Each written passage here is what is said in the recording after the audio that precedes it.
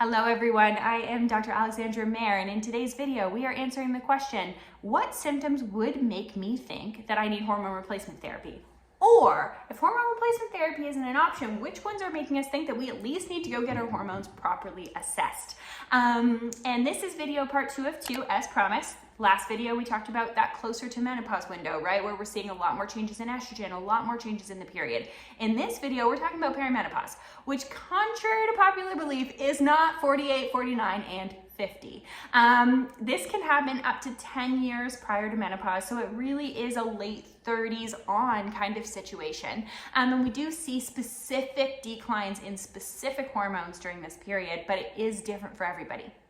Most commonly, it is declines in progesterone and testosterone. So what symptoms might make us think that we need to get our hormones assessed? First of all, it can be changes in the period. So this can be periods that are coming way more often than we would like them to, periods that are more heavy, more clotting, more symptomatic than we used to have. That's a really good sign that it's time for us to get our hormones properly assessed. Other changes would be changes in energy, changes in cognition or focus, and changes in mood. We really see an increase in anxiety and depression as our hormones start to shift, and so that can be a major red flag, especially if you've never had these symptoms before, or if you've had these symptoms before but they've been way more mild. That's also a sign that we may need to assess hormones.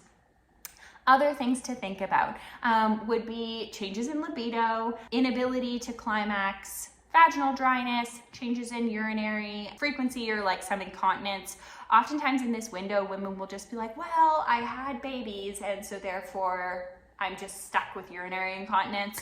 Hormones can play a big role in that too. And then changes in sleep.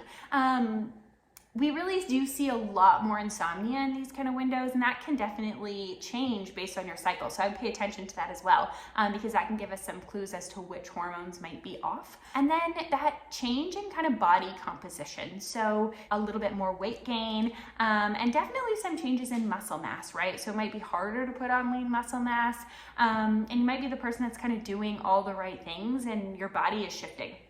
And that is also a sign that it might be time to get your hormones checked. And again, I will say that perimenopausal window is such an important window to really start to assess what's going on in your body, which hormones are shifting. And what I think is so important for women to know is that they just don't need to just live with it, right? Just 40 is not a diagnosis. And so there are a lot of things that we can do, and a lot of things that can be done, and it all starts with proper assessment of hormones, and proper labs being run at the proper time of the month, under proper guidance. Hopefully that's helpful. We'll see you next time for next time's video.